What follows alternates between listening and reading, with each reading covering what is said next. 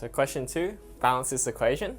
Okay, so it's copper plus nitric acid gives you copper nitrate plus nitrous oxide plus water.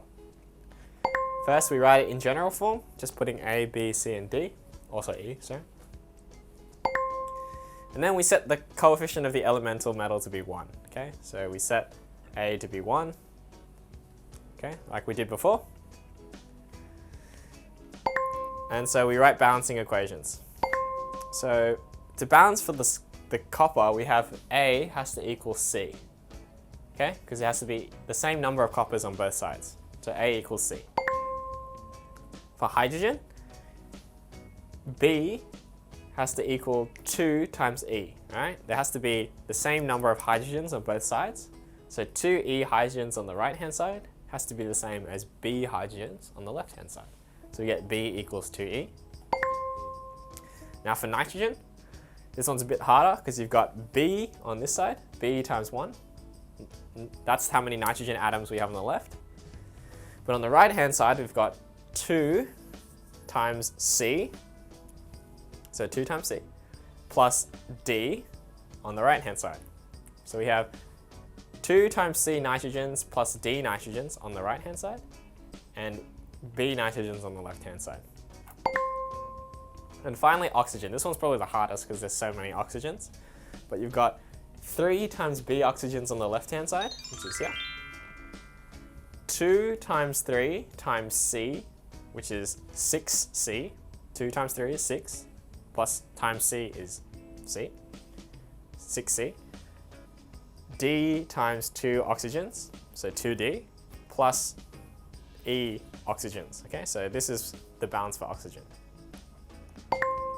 So now we list what we know.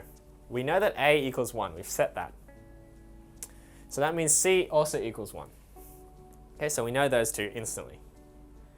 From the nitrogen balance, we got this equation. So if we substitute C into this, we get B equals 2 plus D, right? From the hydrogen balance, we got this.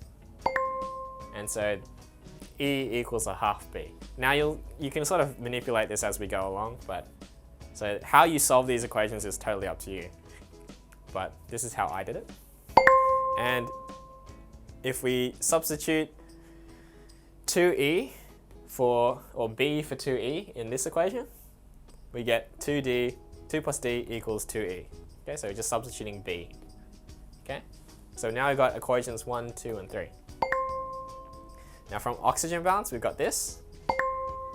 Now we substitute 1, 2, and 3 in, and we get 3 times 2 plus D equals 6 plus 2D plus a half times 2 plus D. Okay.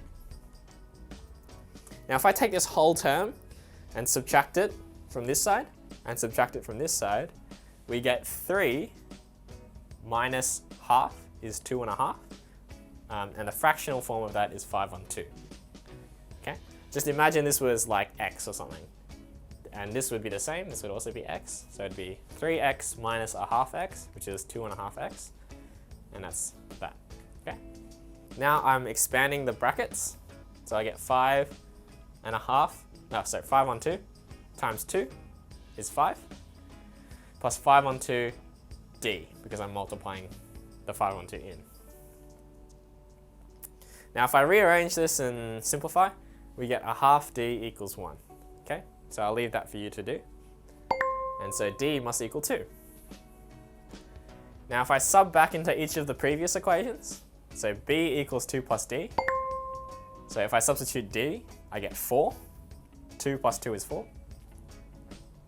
Now that I know this, if I substitute this one back in here, E equals a half B, and B is 4, E must be 2. And so I put it all into my final equation, and there it is. C equals 1, B equals 4, A equals 1, B equals 4, C equals 1, D equals 2, and E equals 2.